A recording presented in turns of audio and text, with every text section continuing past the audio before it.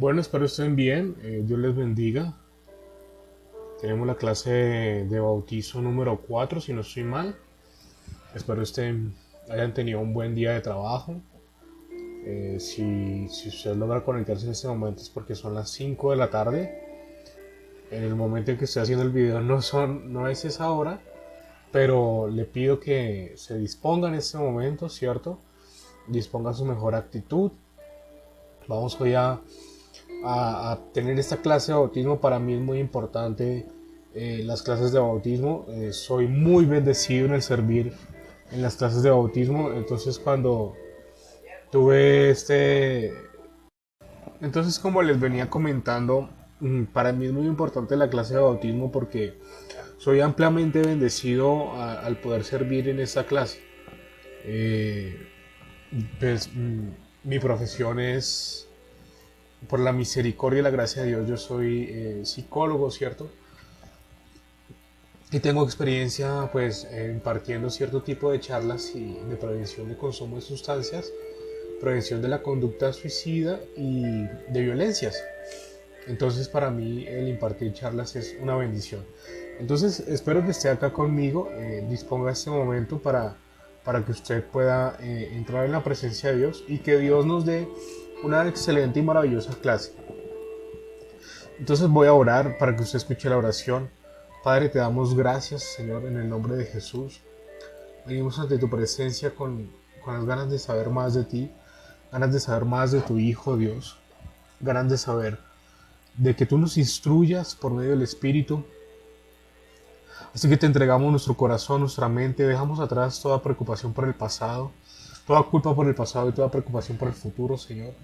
Te entregamos, tú tienes el poder absoluto de todo cuanto existe y hoy nos gozamos en este día y decimos que maravillosamente y glorioso es este día. La vida es muy bella, Dios, así que gracias por este regalo, gracias por este grupo que está viendo este video y ya tú estás en la clase, Dios, gracias. En el nombre de Jesús, amén. Bien, bueno, hoy la clase es muy interesante. La había arreglado hace 2 semanas, pero hemos estado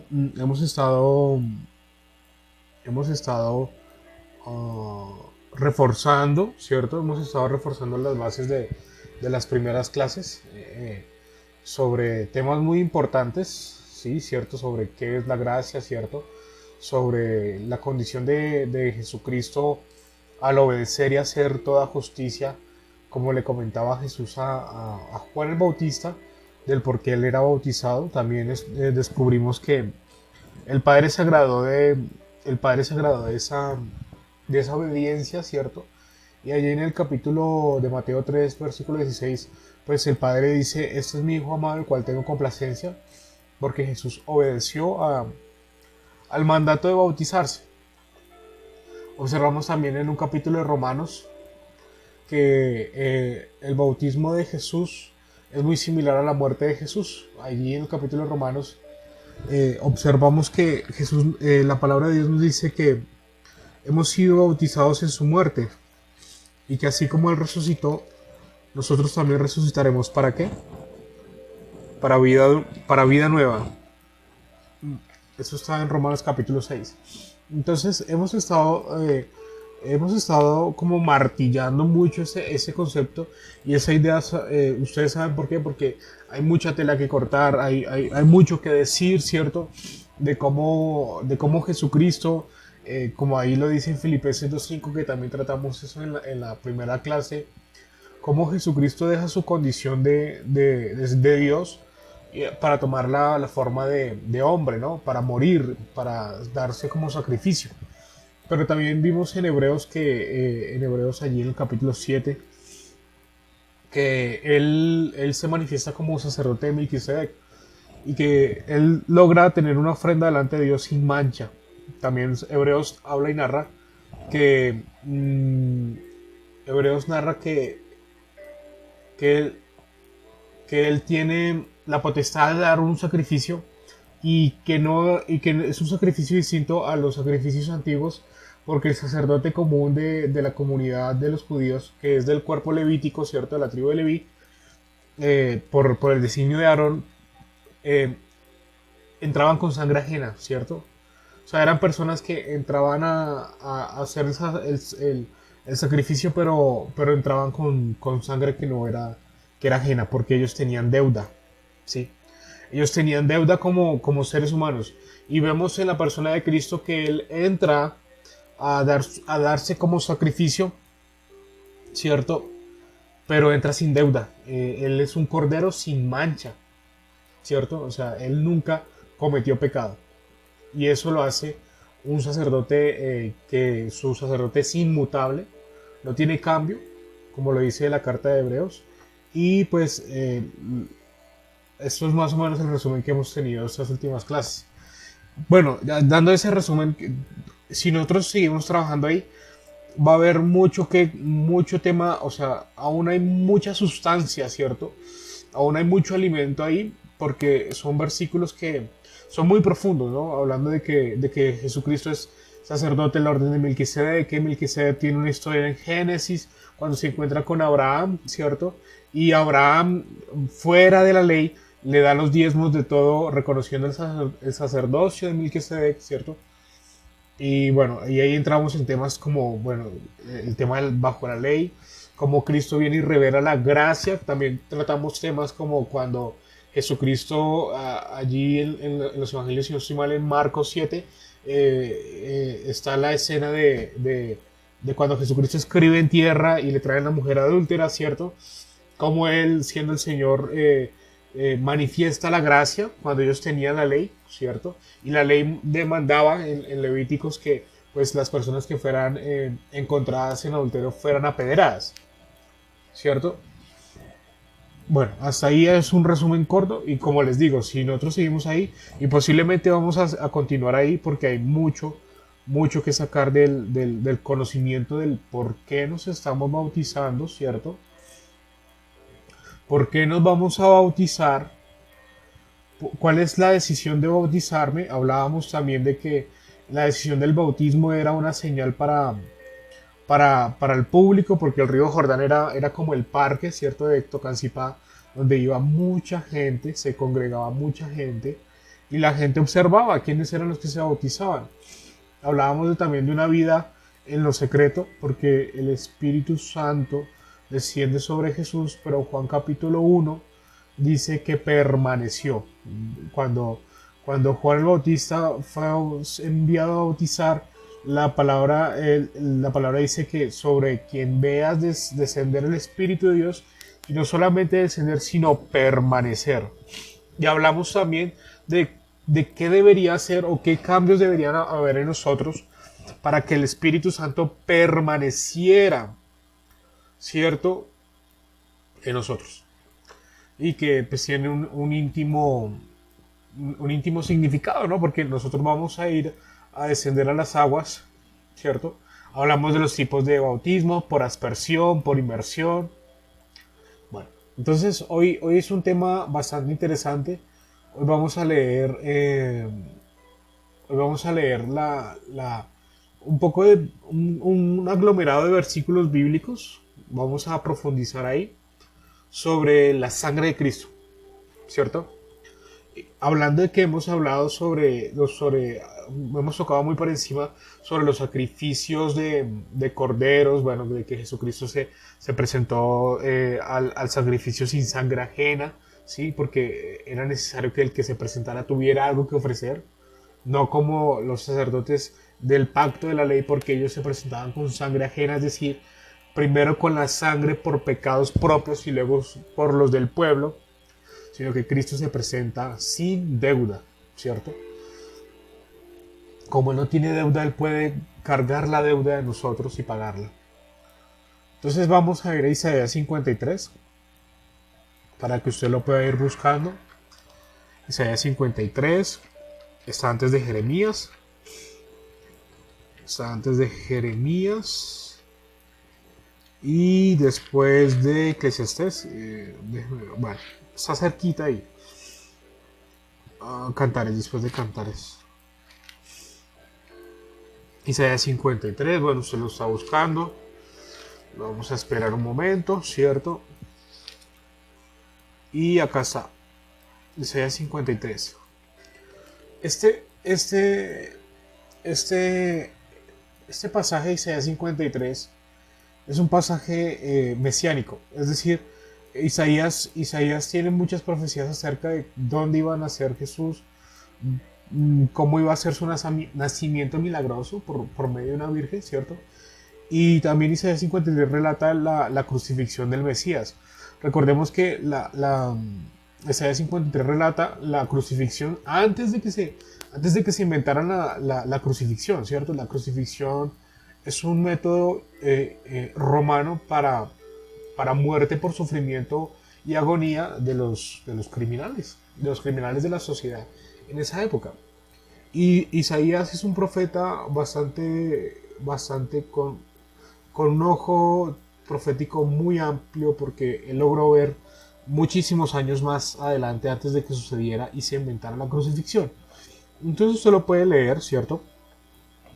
Usted puede leer Isaías 53 detenidamente. Si usted lee todo el capítulo, se va a dar cuenta de que va a hablar acerca de la naturaleza de cómo sucedió la crucifixión de Jesucristo y qué sucedió, ¿no? Cómo fue abandonado por sus discípulos, eh, qué significa el porqué de la crucifixión, qué significan las heridas de Jesús, ¿cierto? Bueno, y entonces quiero hacer énfasis en el versículo 10. El versículo 10 dice aquí, con todo eso, bueno, leemos tu palabra, Jesús, leemos tu palabra, Dios, en el nombre de Jesús. Dice así, con todo eso Jehová quiso quebrantarlo, sujetándole a padecimiento. Cuando haya puesto su vida en expiación por el pecado, verá linaje, vivirá por largos días y la voluntad de Jehová será en su mano prosperada. Bien, en este versículo, en este capítulo, acá sucede varias cosas. Nosotros podemos ver la necesidad de preguntar, bueno, ¿qué dice acerca de la Biblia de esto? ¿No? Recordemos que la Biblia se interpreta a sí misma. Continuamente la Biblia habla y se respalda a sí misma. Basta con ver las cartas de Pablo, ¿sí? Basta con ver las cartas de Pablo, Romanos, Corintios, donde él continuamente se entrelaza con el Antiguo Testamento. Cuando la palabra dice que cuando haya puesto su vida en expiación por el pecado, verá linaje, vivirá por largos días y la voluntad de Jehová será en su mano prosperada. Acá el eje central es que el sacrificio, ¿qué dice la Biblia sobre los sacrificios? Bueno, vamos a ir a Levítico 17. Levítico está al principio, después de Éxodo, si no estoy mal, Levítico 17. Vamos a ver qué dice la Biblia de los sacrificios, ya que el asunto de Cristo muriendo en la cruz, bueno, eso lo decía un pastor, más que una obra romana por los soldados romanos, más que morir por el látigo romano, Jesucristo muere por por la decisión de Dios, ¿sí? Muere bajo el poder de Dios. Con todo eso Jehová quiso quebrantarlo. Ahí en Isaías 53:10 usted lo va a leer. Con todo esto Jehová quiso quebrantarlo, ¿sí? Allí en Génesis, donde Abraham alza el cuchillo y el ángel detiene el cuchillo de Abraham para no hacer el sacrificio, en la cruz el Padre sí permitió que se hiciera el sacrificio de su Hijo. Entonces vamos a leer acá en Levíticos qué significa, qué sucede en los sacrificios, o cuál es la relación de los sacrificios del Antiguo Testamento con animales y cómo eso nos puede ayudar a entender un poco más el sacrificio de Jesús, su sangre derramada, el perdón de nuestros pecados y nuestra decisión de bautizarnos, ¿cierto? Entonces vamos a ir al Levítico 17, verso 11. Levítico es cuando usted tenga el tiempo y la travesía de leer la Biblia, se va a dar cuenta que Levítico es un aglomerado de ritualismos y ordenanzas para cómo cómo hacer el manejo de las ofrendas, ¿cierto? De sangre, de dinero, de trigo. Bueno, es un libro bastante denso, es muy denso, pero de todas maneras estamos obligados, eh, se está obligado, el que quiere conocer la Biblia está obligado a leer Levíticos, ¿sí? Es una parada innegable, ¿sí? Y Levítico nos va a arrojar un poco más acerca, ampliamente, ¿no? Todo el libro es magnífico, ampliamente sobre cómo debe vestir un sacerdote, qué significa la sangre, la, cómo se debe manejar un sacerdote en el lugar santo, en el lugar santísimo, ¿cierto? Bueno, entonces vamos a ir a Levíticos capítulo 17, versículo 11. Porque la vida de la carne en la sangre está, y yo os la he dado para hacer expiación sobre el altar por vuestras almas, y la misma sangre hará expiación de la persona. Listo, ok. Ahí hay mucho que decir.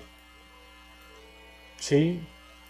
Por ejemplo, la vida de la carne en la sangre está. La vida de la carne en la sangre está. La vida misma de Jesús está en su sangre derramada por nosotros. Cuando Él derrama su sangre sobre la tierra, sobre el madero, ¿sí? La derrama sobre los creyentes, infundiendo eso, infundiendo vida, infundiendo vida. Vamos a ir a Hebreos 9:22. Yo del capítulo, antes, bueno, usted lo puede ir buscando, yo lo voy diciendo. Hebreos 9:22. Cuando yo leí Levíticos 17:11, escribí algo acá que de pronto usted es bueno que lo tenga en cuenta, ¿sí? Dice así: la palabra expiación se refiere a pago. Expiar es como redimir, como saldar, como pagar, o purificación también. Más técnicamente purificación en el término bíblico. En ese sentido, la vida de Jesús es nuestra justificación ante los ojos de Dios. Jesús vive una vida recta, ¿cierto? Jesús vive una vida recta delante del Padre. Como Él vive una vida recta delante del Padre, Él derrama esa vida recta sobre nuestras vidas, y ahora nosotros gratuitamente nos presentamos ante Dios y ante su presencia para tener comunión con Dios, ¿cierto? Y habíamos hablado de esto en las clases pasadas, y es que la presencia de Dios estaba determinada en el lugar santísimo. El templo o el tabernáculo que se levantó en Éxodo, o desde la época de Éxodo, ¿cierto? Erigía o se llevaba a cabo por tres fases: los atrios, que es la entrada, el lugar santísimo, el lugar santo y el lugar santísimo. Lo que quiero hacer énfasis es el lugar santísimo. El lugar santísimo era la presencia de Dios, y era tan santa que cuando los sacerdotes entraban podían caer muertos si entraban sin justificar sus pecados, ¿sí? Ellos literalmente caían muertos. Inclusive tenían unas campanillas amarradas a la cadera. Y esas campanillas, mientras que él estaba en el lugar santísimo, sonaban. Y el pueblo esperaba afuera. Y los demás sacerdotes esperaban afuera. El sumo sacerdote y bueno, si fallecía, las campanillas dejaban de sonar y retiraban al cuerpo con una soga, ¿cierto? Que él tenía amarrada a la cadera. Entonces vemos acá, inclusive si nosotros vamos más, uno podría decir, bueno, las cosas han cambiado del Antiguo al Nuevo Testamento, ¿cierto? Porque ya nadie muere en la presencia de Dios. Pero hay niveles de gloria y hay niveles de presencia, entiendo yo. Por ejemplo, usted puede leer en Hechos de los Apóstoles cuando Ananías y Zafira, ¿cierto? Ananías había vendido una heredad y mintió al Espíritu Santo, no dando lo que le había prometido a Dios. Y él cayó fulminado, él murió en la presencia de Dios. Entonces, la presencia de Dios es un misterio. Uno no debe poner reglas o yo pienso, ¿no? Uno no debería poner reglas como Dios es así, Dios es esto, poner a Dios en un molde. pero sí debe haber un profundo respeto por todo lo que es la doctrina de la presencia, y en este caso de la santidad y de la presencia de Dios. Entonces vamos a ir a Hebreos 9:22. Esta clase está interesante. Usted puede ir anotando ahí. Hebreos 9:22. Hebreos está casi a terminarse. El Nuevo Testamento. Y va a ver usted ahí. Va a ver usted ahí. Va a ver usted ahí Hebreos en el capítulo 9, versículo 22. Eso, bueno, eso también está esto es una referencia a Levítico 17:11. Dice en el nombre de Jesús. Y casi todo es purificado según la ley con sangre. Y sin derramamiento de sangre no se hace remisión. Entonces vemos que Jesús no, Jesús no quebrantó, Jesús no quebrantó la ley. Sí, Jesús cuando estaba en agonía en el huerto del Getsemaní, ¿cierto? Jesús cuando estaba en agonía en el huerto del Getsemaní, él sabía que, inclusive lo dice así, lo dice Juan capítulo 14, bueno, en adelante lo dice ahí, dice que él va a cumplir la misión por la cual ha venido a la tierra para que el mundo sepa que ama al Padre. ¿Sí? Entonces, el pago de nuestros pecados debía ser por derramamiento de sangre, porque estaba establecido en la ley y en la antigüedad del pueblo de Israel. Pero no solamente así, no solamente porque fuera una cultura de una ciudadanía o de un pueblo, sino porque la Biblia enseña en Números, Deuteronomios y Levíticos, ¿sí?, que todo lo que sucede alrededor de las ordenanzas y los rituales de los sacrificios y del templo y del tabernáculo, pues es figura de lo que existe en lo celestial, ¿sí? Entonces, en el derramamiento de sangre no sucede algo ritualístico cultural de una, de una, de una tribu o de un pueblo específico del mundo, de la creación de Dios, sino que hay ordenanzas que son manifestadas en lo terrenal, que fueron primero espirituales. Cuando Moisés detalla cómo va a ser inclusive el arca del pacto, todo fue porque lo vio en el cielo, ¿cierto? Entonces hay un orden celestial en medio de esto, y Jesucristo nunca alteró las cosas. Él se sometió al Padre y cumplió el orden celestial que conllevaba el pago de pecados, ¿sí?, o la expiación de los pecados. Vamos a ir a Hebreos 7:20, bueno, Hebreos 7:26. Estábamos ahí cerquitas. Hebreos 7:26. Entonces, vamos haciendo antes de leer esto, vamos haciendo como un repaso, ¿cierto? Acá hay bastante información de la cual nosotros podemos meditar, ¿cierto? La palabra de Dios es para meditarla, es para rumiarla. Es decir, cada vez que nosotros descubrimos una verdad o una hermosa verdad, una perla, ¿sí? Como por ejemplo, bueno, era necesario que se derramara la sangre porque la ley dice, la ley mosaica, ¿cierto? La ley de la tradición judía relata que sin derramamiento de sangre no se hace remisión o pago o redención de pecados, ¿cierto? Entonces lo que vemos acá es que sin derramamiento de sangre no hay remisión de pecados.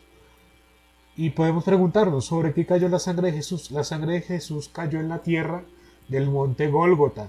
Esa sangre satisfizo la justicia de Dios, ¿cierto?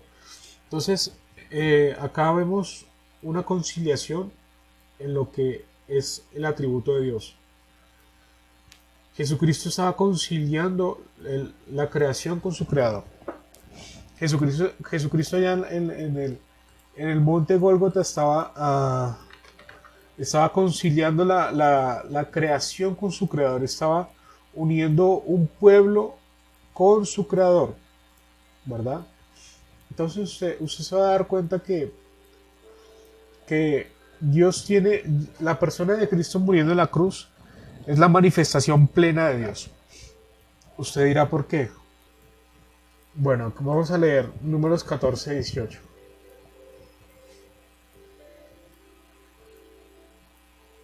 Dice así, que Números 14 y 18 dice: Jehová tardo para la ira y grande misericordia, que perdona la iniquidad y la rebelión, aunque en ningún modo tendrá por inocente al culpable, que visita la maldad de los padres sobre los hijos hasta los terceros y hasta los cuartos. Dios estaba reconciliando su naturaleza, ¿cierto? Su deidad. Es decir, como lo dice Números, Dios perdona, ¿cierto? Pero no tendrá por inocente al culpable. Entonces pareciera que hubiera una contradicción ahí, ¿sí? Solo lo acabamos de leer en Números. Pareciera que hubiera una contradicción ahí porque Dios está diciendo que Romanos 3:23 dice: por cuanto todos han pecado y están destituidos de la gloria de Dios. De la gloria de Dios estamos destituidos. Esa es nuestra naturaleza caída, ¿cierto? Juan capítulo 3, versículo 17 dice: porque Dios no envió al mundo a su Hijo a condenarlo, sino para que sea salvo por él. ¿Cierto? Porque Dios no envió a Jesús al mundo a condenarlo, porque el mundo ya estaba condenado. Entonces Dios tiene que manifestar su naturaleza, es decir, Dios perdona, pero también hace justicia, ¿sí? Entonces, habíamos dado unos ejemplos en la clase presencial, en las primeras clases habíamos dado unos ejemplos de cómo un juez tenía que dictaminar justicia y no pasar por alto la ley, un juez terrenal, ¿no? Cuanto más el Dios de todo el universo. Entonces, nos encontramos acá con una dicotomía porque Dios tiene que hacer justicia por las transgresiones, es decir, Él tiene que condenar como juez, pero también Él ama, ¿sí? Y allí en 1 Juan 4 dice: porque el amor no consiste en que nosotros hayamos amado a Dios, sino que Él nos amó a nosotros y envió a su Hijo en propiciación por nuestros pecados. Es decir, que para amarnos, Él tuvo que hacer el sacrificio de su Hijo. Y ahí es donde se concilia. Se concilia la naturaleza de Dios, donde encaja la naturaleza de Dios. Dios tiene que hacer justicia por el pecado, tiene que condenar el pecado, pero su naturaleza es amar y perdonar. Esas dos naturalezas se concilian y se encuentran en la persona de Jesús. ¿Cierto? Esas dos naturalezas se concilian y se encuentran en la persona de Jesús. Vamos a ir a Hebreos 7:26. Hebreos 7:26 dice lo siguiente: porque tal sumo sacerdote nos convenía, santo, inocente, sin mancha, apartado de los pecadores y hecho más sublime que los cielos. Bueno, el 27 también lo vamos a leer. Que no tiene necesidad cada día como aquellos sumos sacerdotes de ofrecer primeros sacrificios por sus propios pecados y luego por los del pueblo, porque esto lo hizo una vez y para siempre, ofreciéndose a sí mismo. Porque la ley constituye, versículo 28, porque la ley constituye sumos sacerdotes a débiles hombres, pero la palabra del juramento posterior a la ley, al Hijo, hecho perfecto para siempre. Acá tengo un escrito, quiero leerlo. Dice así: aquí se demuestra que Cristo es el único ser humano que se presenta ante Dios sin deuda. Cristo tiene esta naturaleza al encarnarse por medio a través del Espíritu Santo y en el cuerpo de una virgen, y es que toma la naturaleza humana, ¿cierto? Es decir, el concepto humano él lo entiende muy bien. El concepto humano él sabe que es un día de trabajo bajo el sol. Él sabe que es lidiar con familia difícil. Él sabe que es lidiar con vecinos difíciles, ¿cierto? Él sabe que es trabajar por un sueldo. Yo lo había dicho en las clases anteriores, pero vuelvo y digo, siempre hay mucha tela que cortar. En Job capítulo 10, Job le dice a Dios: ni tus días son contados como los años humanos, ni tienes ojos de carne, por lo tanto tú no me entiendes. Pero mucho tiempo después, Dios mismo se encarna, ¿cierto? Allá en primera o segunda de Pedro dice: grande es el misterio de la piedad, ¿no? Dios fue manifestado en carne. Entonces, porque el Hijo de Dios tenía eh, su naturaleza divina, ¿cierto?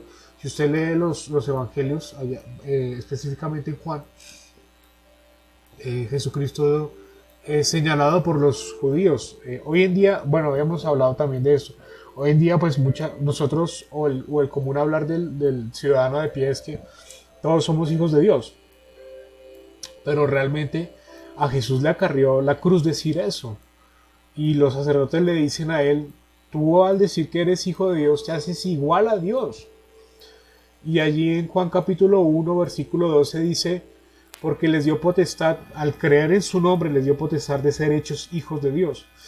Entonces, el Hijo de Dios fue crucificado por decir que era el Hijo de Dios, haciéndose igual a Dios, y nos da la potestad de ser adoptados por su sacrificio en la cruz. Entonces, a Hebreos 7:26. Hebreos 7:26 dice lo siguiente, aquí se demuestra que Cristo es el único ser humano que se presenta ante Dios sin deuda, ya lo habíamos hablado. Por lo tanto, puede ser que Él pague la deuda del género humano. La multa del pecado fue muerte pagada por Jesús. Hebreos 4:12 dice, y en ninguno hay otra salvación, porque no hay otro nombre bajo el cielo dado a los hombres en que podamos ser salvos. ¿Sí? No hay otro nombre dado a los hombres debajo del cielo en el cual podamos ser salvos. Solamente Jesús. No María, no un santo, solamente Jesús. Eso es bíblico y está también en la Biblia católica. Bueno, resumen. Hemos nacido deudores ante Dios y ninguna obra ante Dios puede agradarle más que aunque esté tan bien intencionada. Si nosotros utilizamos nuestras obras, aparte de la cruz, para justificarnos, le decimos a Dios que no le necesitamos para nuestra justificación. Y esto pasa muy seguido en nosotros, los seres humanos. Constantemente, cuando nos suceden situaciones difíciles, acudimos a nuestras buenas obras, ¿cierto?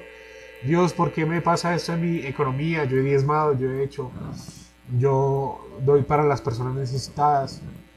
Constantemente, cuando nos suceden situaciones difíciles, acudimos a nuestras buenas obras para cuestionar a Dios y preguntamos por qué.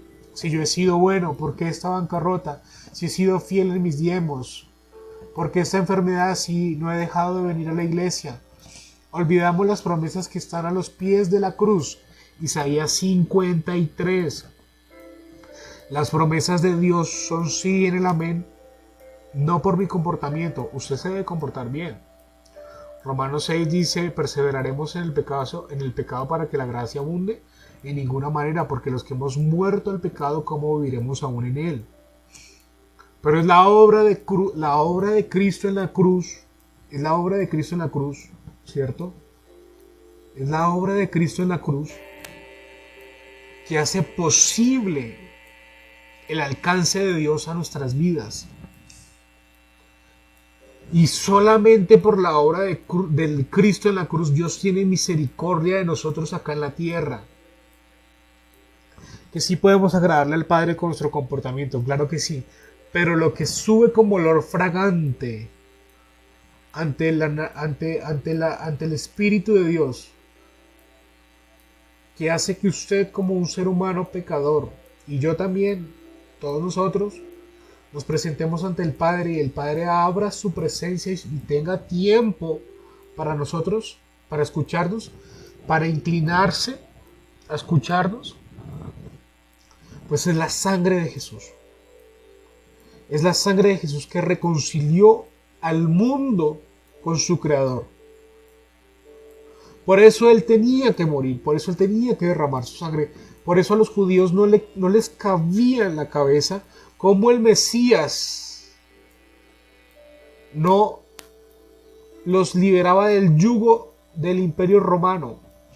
Recuerde que los judíos tenían una creencia de un rey, Mesías es ungido o rey, como la opulencia que tenía David o Salomón, o la opulencia que tenían esos reinados.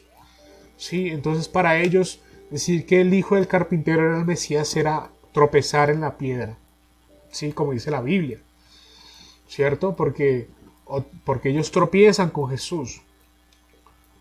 No entienden cómo un rey tiene que vivir como un carpintero, ¿cierto? Muchas veces nuestra justificación aleja la obra perfecta de Jesús en la cruz. Pero ¿qué dice la Biblia? Isaías 64:10. Todas nuestras buenas obras sin la luz y el poder de la cruz son simple. Esto es o sea, Isaías 64:10 usted lo puede leer ahí. Anótelo ahí y lo lee y medita en eso. Yo detallé algo de lo que a mí me parece que trata el versículo, ¿sí? No es lo que diga ahí. Dice así, yo opino, todas nuestras buenas obras sin la luz y el poder de la cruz son simples intentos fallidos fuera de la gracia del Señor. Por eso cada vez que ores, acércate al Padre para recordar no tus obras, sino la obra de Jesucristo en el Calvario. Cada vez que nosotros oramos, mi oración tiene poder, no porque yo vista bien, bueno, tenemos que decirnos bien, pero no por mis obras. Mi oración tiene poder porque el Hijo de Dios murió en la cruz como ser humano. Él muere ahí en la cruz y hay expiación de mis pecados. Es la obra de Cristo la que certifica y aprueba mis obras. Es el sello, es lo que envuelve nuestra vida. Es lo que ampara nuestra vida, la obra de Jesús en la cruz.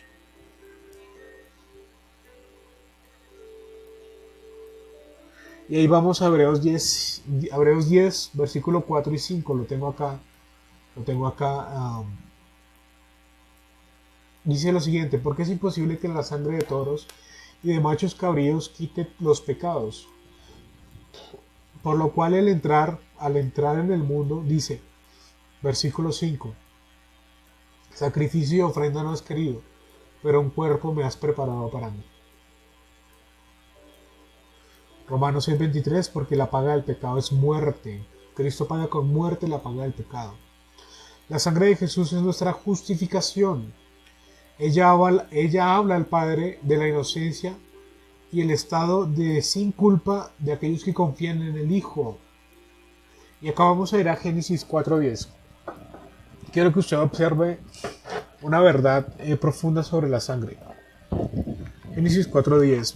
Vayamos. Es el primer libro de la Biblia, el Bereshit, como diría mi pastor. Génesis 4:10.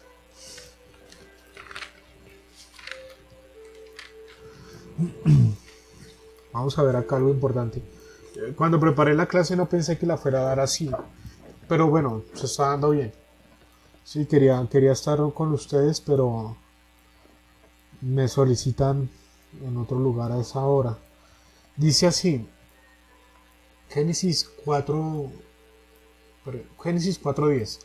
Dice así, y él le dijo, ¿qué has hecho? La voz de la sangre de tu hermano clama a mí desde la tierra. ¿Cierto? Entonces, la Biblia también habla de que Cristo tiene un mejor testimonio de nosotros por medio de su sangre. Acá vemos que la sangre de Abel clamaba justicia ante Dios. La sangre literalmente de Abel gritaba desde la tierra ante el trono de Dios.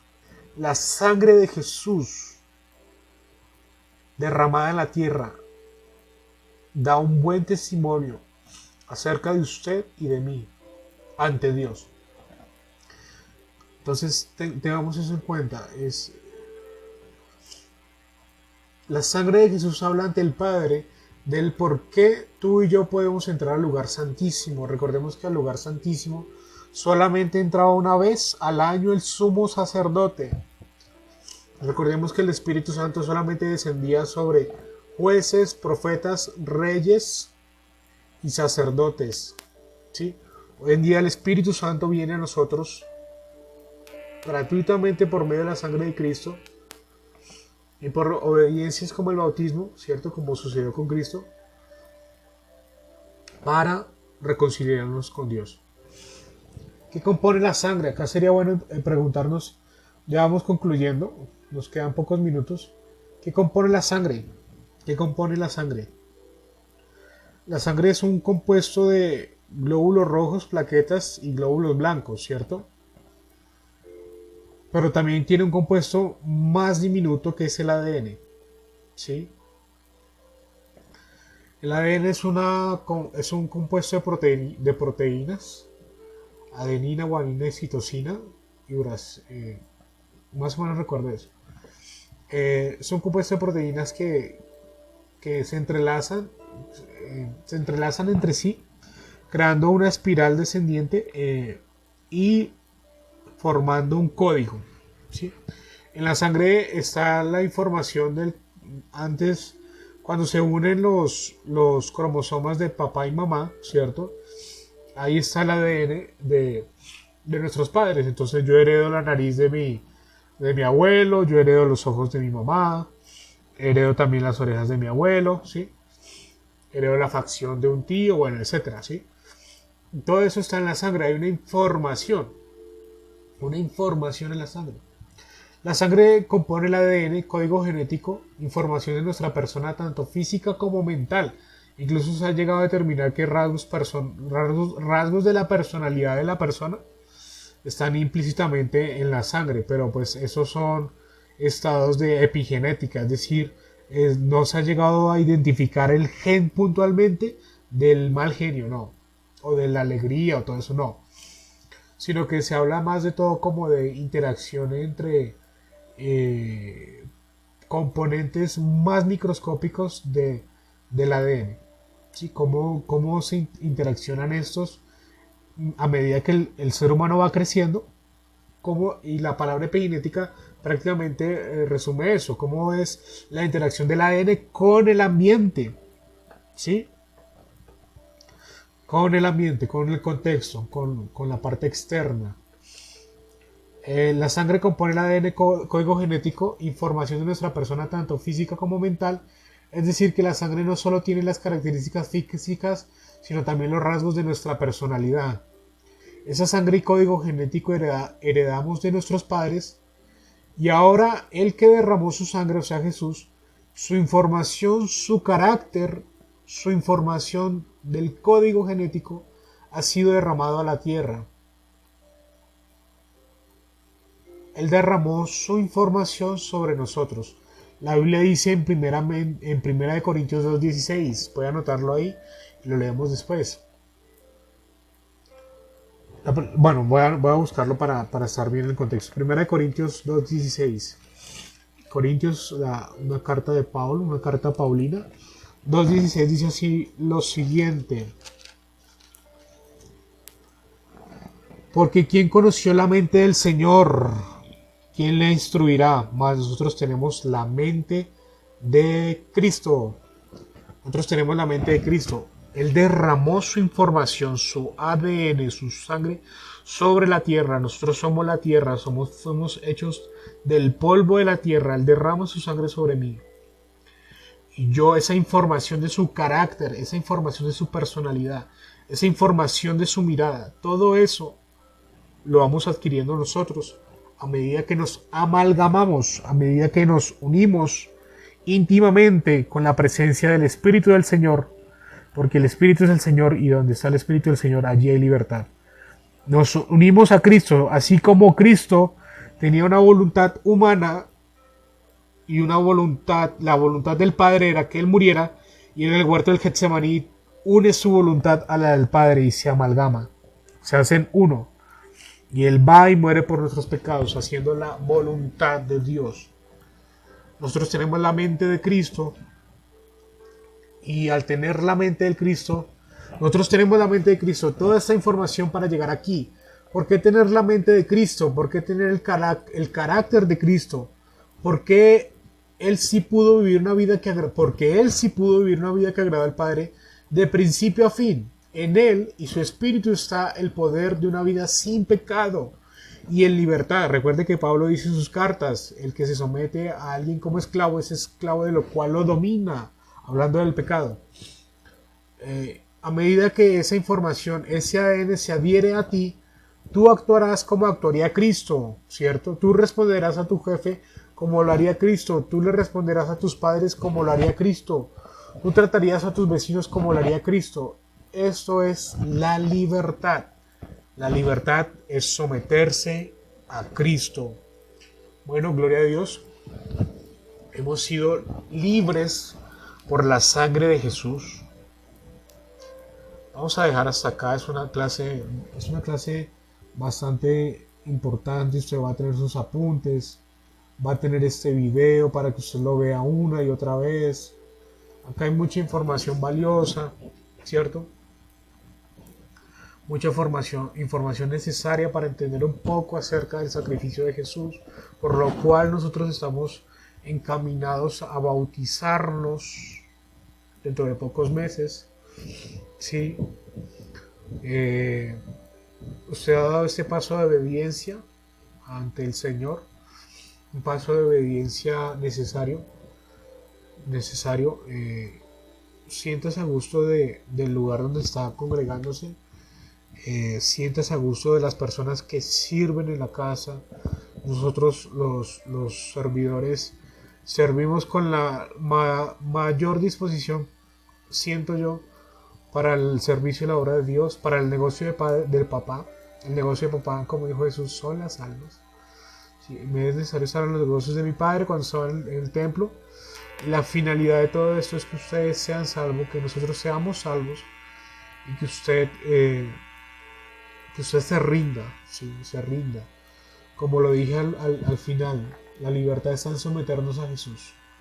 Allí está la verdadera libertad, en el sometimiento a Cristo. No existe otra libertad acá abajo de la tierra. No existe una libertad verdadera, solamente la libertad de someternos a Jesucristo. Sí. Entonces mantenga su decisión hasta el fin. Le agradezco haya visto el video hasta acá. Por favor, comente sus preguntas en la caja de comentarios o escríbame. La próxima clase vamos a hacer un pequeño repaso de esto de la sangre de Jesús, y vamos a entrar en otro tema. Bueno, hemos estado tocando temas que tienen que ver con la salvación y con el bautismo, y sobre todo que el bautismo es eficaz y tiene sentido como toda la palabra de Dios, porque Cristo fue a la cruz. Mi vida tiene sentido porque Cristo fue a la cruz. Si Cristo no hubiera ido a la cruz, nosotros seríamos los hombres más desdichados del mundo, Pero porque Cristo fue a la cruz, todo esto que respira por medio de Él y para Él tiene sentido. La creación tiene sentido. Aún la vida de las personas que no conocen a Cristo tienen sentido, porque Dios quiere salvarlos. La puerta está abierta. De tal manera amó Dios a Tocancipá, al mundo, a Cundinamarca, a Colombia, que ha dado su único Hijo para que todo aquel que crea no se pierda, mas tenga la vida eterna. Porque Dios no envió a su Hijo al mundo para condenarlo, sino para que sea salvo por él. Y esta es la condenación, que la luz vino al mundo y los hombres amaron más las tinieblas que la luz, porque sus obras eran malas. Entonces, bueno, Dios les bendiga. Voy a orar antes de despedirme. Espero que el video concluya acá. Dios, te quiero agradecer por las personas que están viendo este video. Te agradezco por los asistentes cada semana que van a la congregación. Yo no quería que hoy se quedaran sin la clase. Se me permite por este medio, así que doy gracias. Damos gracias por el apóstol de la casa, el apóstol obispo Linares. Damos gracias por nuestras familias. Damos gracias por nuestras vidas. Damos gracias por la congregación, por los líderes, por toda la iglesia, Señor. Gracias por permitirnos servirte, Dios. Gracias por nuestros hogares. Dele usted gracias en este momento. En este momento dele gracias al Señor por lo que ha hecho esta semana. Ya hoy es día jueves. Gracias, Señor. Te encomendamos el resto de la semana. Te encomendamos nuestras inseguridades, nuestros miedos, nuestras alegrías, nuestros días buenos, nuestros días no tan buenos, Señor. En tus manos, Dios. Obra de forma sobrenatural en el término de semana y sobre esta clase, Señor. En el nombre de Jesús. Amén y amén. Dios los bendiga, que tengan un excelente día. Quedo atento a cualquier pregunta. Bueno, les quiero mucho. Se cuidan.